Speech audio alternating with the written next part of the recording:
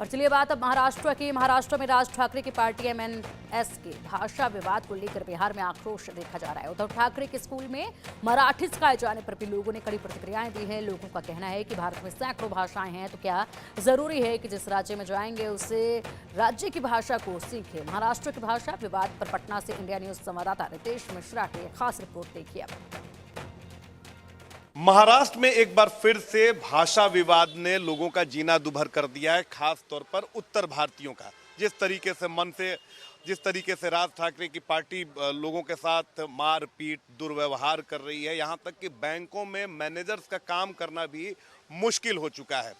उत्तर भारतीयों, खास तौर पर बिहार के लोगों के साथ, पूर्वांचल के लोगों के साथ बदतमीजी की जा रही है, उनका अपमान किया जा रहा है। अब ऐसे में सवाल ये उठता है कि क्या भाषा सहजता से सीखना ज़रूरी है या इसे थोपना ज़्यादा ज़रूरी है। लिहाजा इसी पर हम कुछ लोगों से बात करेंगे। कुछ लोग यहाँ मौजूद हैं।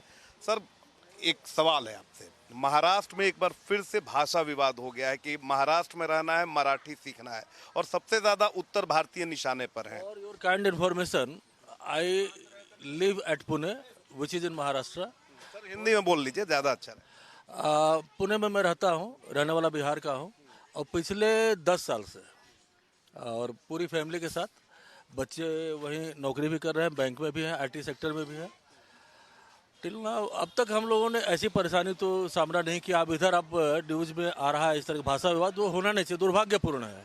देखिए, आप बिहार से ही हैं, वहाँ पे आप कह रहे हैं कि पूरी तरीके से सेटल हो चुके हैं, लेकिन 2008-10 में भी लोगों ने देखा किस तरह से, आपने भी देखा होगा, लेकिन वही चीज़ें फिर से हो रही हैं सभी जगह, अखबार में, पेपर में, सोशल मीडिया पर आप देखते होंगे। ये क्यों होता है वहाँ? क्योंकि आप पे ज़्यादा जिम्मेदारी बनती है, आप वहीं रहते हैं। क्यों होता है, क्या कारण है? पॉलिटिकल है कि इसके पीछे कोई और वजह है? और भी वजह है। पॉलिटिकल तो खैर है ही है, राजनीतिक कारण तो निश्चित रूप से है, लेकिन इसके अलावा भी वो ऐसा समझते हैं कि हम लोग बाहरी हैं और उनके संसाधनों पर बाहर के लोग आकर के अधिकार जमा रहे हैं। तो उनकी ये सोच बढ़ावा देती है इस तरह के वो विवाद को। विवाद की मूल में ये धारणा है जो कि होनी नहीं चाहिए, भारत सबका है, सबके लिए है। एनीवेयर। आप मराठी बोलते हैं कि नहीं? हमारा बेटा बोलता है, हमने थोड़ा बहुत सीखा है, बस 2-4 वर्ड्स, नॉट उससे ज़्यादा नहीं। आप बताइए, आप भी महाराष्ट्र से ही हैं क्या? नहीं, मैं उत्तर प्रदेश से हूँ। और ये जो नए नए इश्यूज आते हैं, इनका सब राजनीतिकरण करने के लिए इन चीज़ों का इस्तेमाल किया जाता है। यहाँ कोई बाहरी और अंदरवाद नहीं है, लेकिन इसमें कुछ सत्यता भी होती है। जब ये आवाज़ें उठती हैं तो इनके लिए सरकारों को थोड़ा सचेत होना चाहिए। प्रदेश सरकारों को, वो बिहार है या उत्तर प्रदेश है या उत्तराखंड है, तो सरकारों को कोशिश करनी चाहिए कि वो अपने प्रदेश में रह रहे नागरिकों का पलायन रोकने का प्रयास करें। चलिए, पलायन तो हो रहा है, लेकिन जो लोग हैं, ये आप जायज़ मानते हैं कि कहीं अगर किसी भी आप प्रदेश में, अगर आप बिहार में ही हैं, तो ज़रूरी थोड़ा है कि आपको भोजपुरी आनी ही चाहिए? नहीं, वो उनका क्षेत्रवाद है। उसके लिए अभी पिछले दिनों मुझे लगता है कि तमिलनाडु में से भी आवाज़ आई थी एक बार। महाराष्ट्र से तो ये महाराष्ट्र इसके लिए पहले से वाकिफ़ है, हमेशा आती है ये आवाज़।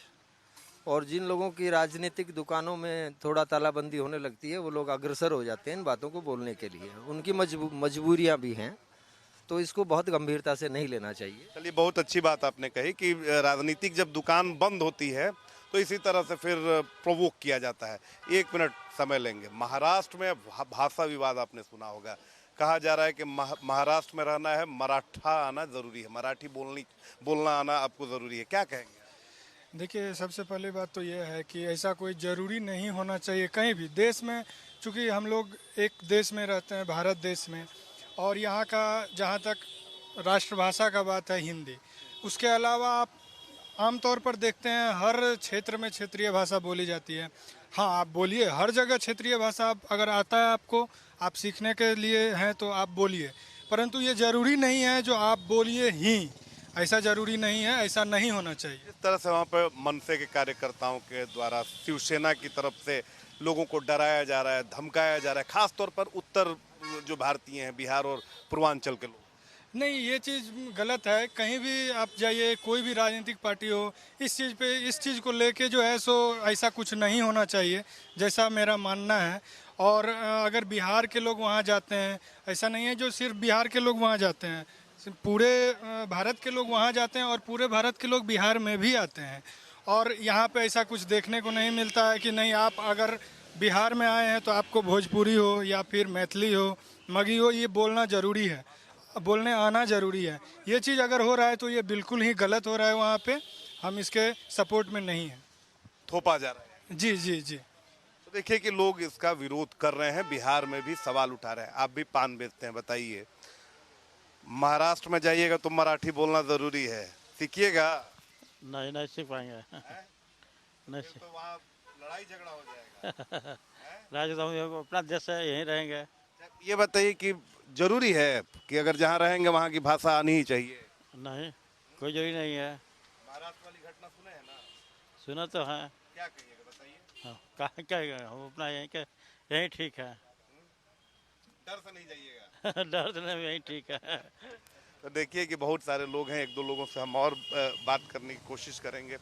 एक सवाल है आपसे कि महाराष्ट्र में भाषा विवाद चल रहा है, वहाँ कहा जा रहा है कि मराठी आएगी तभी आप यहाँ रहेंगे, उत्तर भारतीयों के साथ दुर्व्यवहार किया जा रहा है, बैंक में जो मनसे के कार्यकर्ता हैं घुस के वो बदतमीजी कर रहे हैं, शिवसेना के उद्धव ठाकरे कह रहे हैं कि महाराष्ट्र में रहना है तो स्कूल में मराठी सीखनी होगी, क्या कहें? देखिए, सबसे बड़ी बात है, ये कुछ नहीं है कि पॉलिटिकल एजेंडा है उनका। उनके एक तो उद्धव ठाकरे के पास और उनकी जो पार्टी है, उनके किसी भी पॉलिटिशियन या किसी भी कार्यकर्ता के पास अब कोई काम रह नहीं गया है। तो उनको क्या होता है ना कि समय समय पर एक लाइमलाइट, एक इशू चाहिए जिससे कि लोग उनको याद रखें कि हाँ, ये लोग भी अभी एग्जिस्ट करते हैं। अदरवाइज़ अगर आप देखें कि ठीक है, हम सबसे पहली बात तो उनके फादर की जो आइडियोलॉजी थी, ठीक है, उनकी जो आइडियोलॉजी थी कि नहीं, हाँ, सबके साथ समान व्यवहार, समान प्रेम रखना चाहिए, हर एक का एक अपना ओहदा और हर एक की अपनी भाषा का एक दायरा है, ठीक है। तो सीखने में हमें कोई आपत्ति नहीं है, हम कहीं भी जाएंगे सीख लेंगे, गारंटी देते हैं। वो उसके बाद भी वो उनका एटीट्यूड वैसे ही रहेगा, वैसे ही वो व्यवहार उन लोगों के साथ करेंगे। तो ये उनकी मेंटालिटी ही यही है।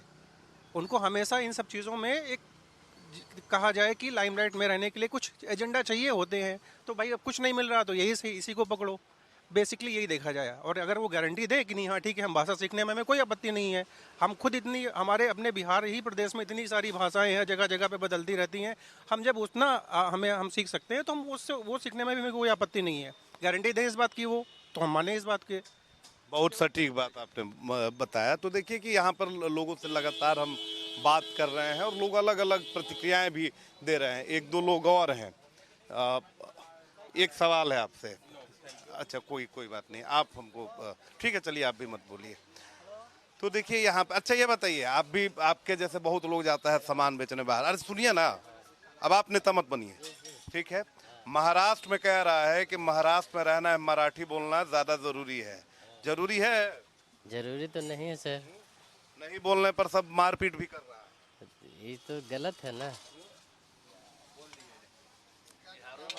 हमको उतना नहीं पता। क्या बोलिए।